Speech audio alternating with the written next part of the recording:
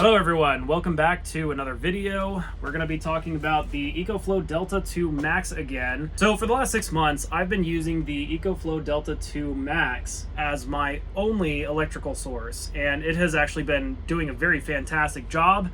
And I just wanted to make this video to show you guys, I guess, what it's like living with this as your primary electrical source. When I first bought this thing, it was $1,500, but it has since dropped down to $1,100, so it's taken a pretty big hit to the price. Personally, I would say that it was worth every penny of the $1,500 price tag, but being $1,100 now, it's just that much better. I'm going to leave a link to it down in the description below. If you use that link, it will help support the channel and fund videos just like this in the future. I'm also going to leave a link in the description to my previous video, which covers all the technical specifications of this unit and all of its features. This video is going to be mostly the experience of what it's been like living with it as a full-time power source.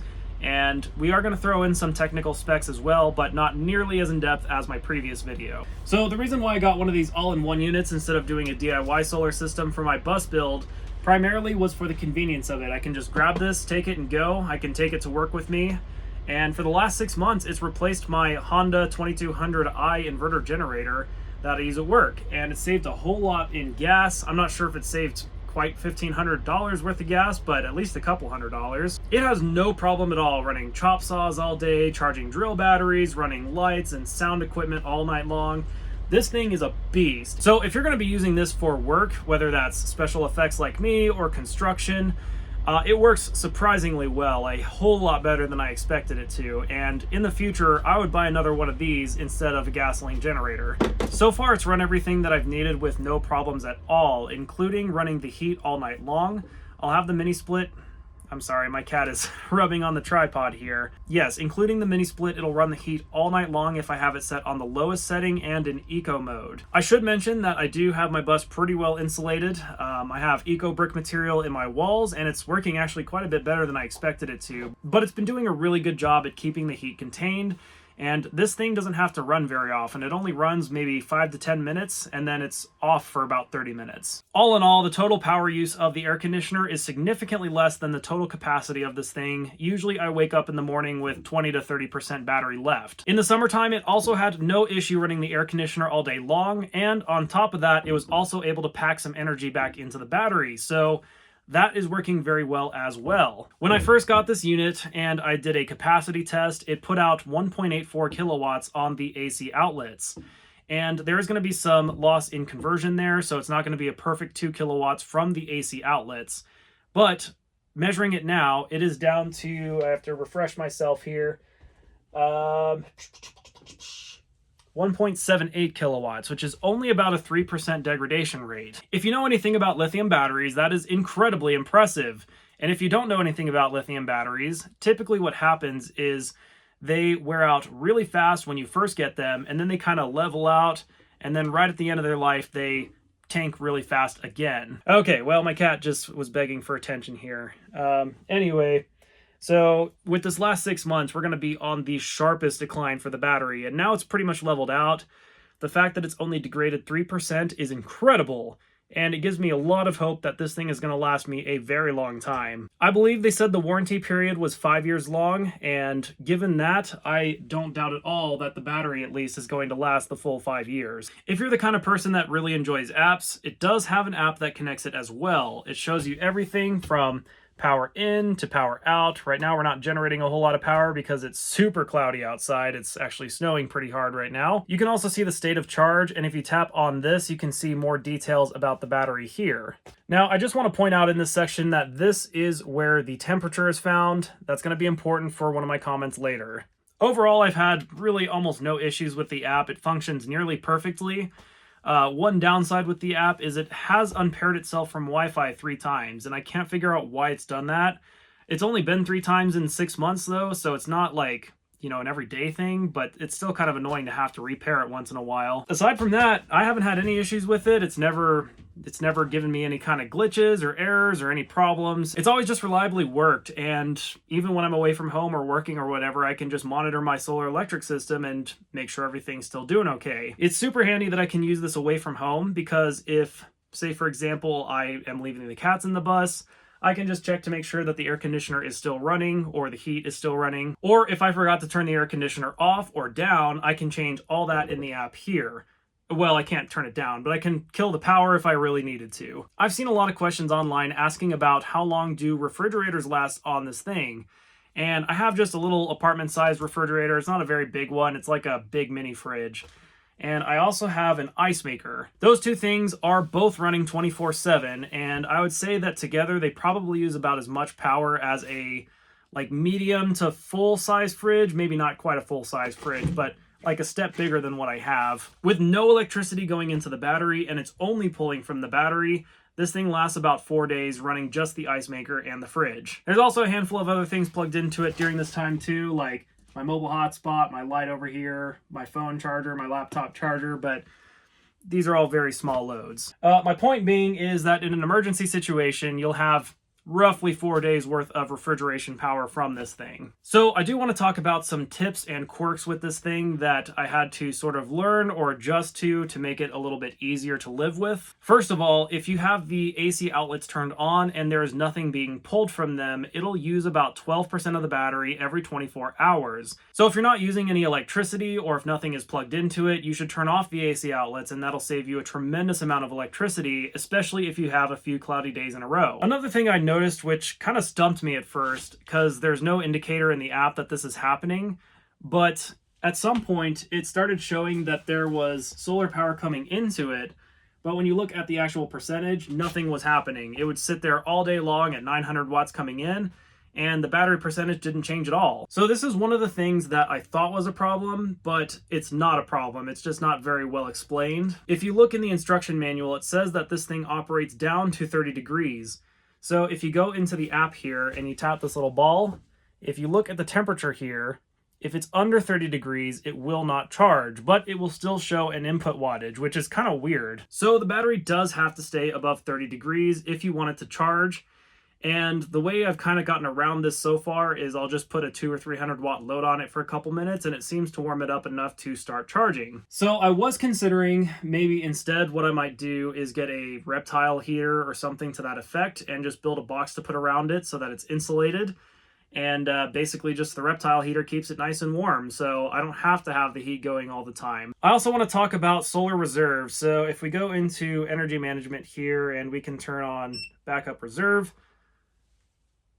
which is not doing anything right now because we're not connected to grid power. But basically what this is you can set a minimum discharge rate for the battery. So once it gets down to 20% in this situation, it'll switch over to grid power automatically. This, in my opinion, is a super handy feature, and I haven't really had to use grid power at all in the last 6 months. I've been able to keep my energy management low enough to just use this.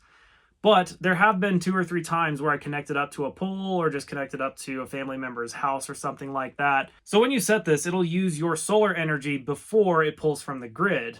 And, you know, in my opinion, it's good to use the free energy before you use the paid for energy. However, there's a little bit of a flaw with this feature, and unfortunately, it is something that Ecoflow can't control and they can't fix. If you have an inductive load on this thing, so things like your air conditioner or your refrigerator or an air compressor, something like that, if you have the inductive load currently running and operating at the time that it switches from grid power back to the Ecoflow, it's going to trip the overload protection. Now, the reasoning behind this is beyond my understanding, and at first I thought there was an issue with the Ecoflow, and I spent countless hours with them trying to troubleshoot this and diagnose it, and they had no clue. They basically wanted me to send it back and send me another one.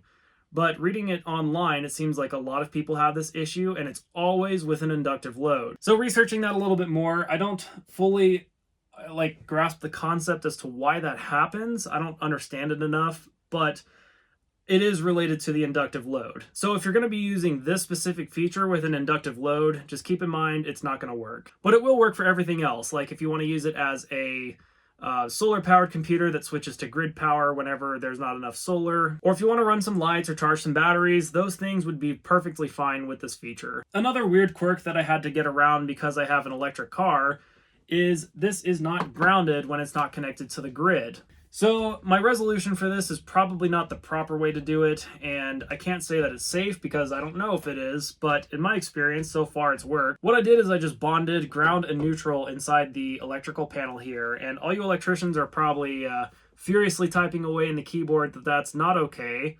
And you are correct. You shouldn't be doing that with a secondary panel or a sub panel. The reason for that is because when you do that, it can then send current down the ground wire. So if someone's inside and they touch their oven, it could electrocute them. So what I did to get around this and overcome that is I cut the ground out of the plug. So now it's only hot and neutral going to the Ecoflow. Everything inside the bus is grounded to the panel, which is bonded to the neutral. So if there's a grounding problem, it only goes down the neutral wire and not the ground wire. But so far, this method has not sent any current down the ground wire. So I think this is probably an okay method.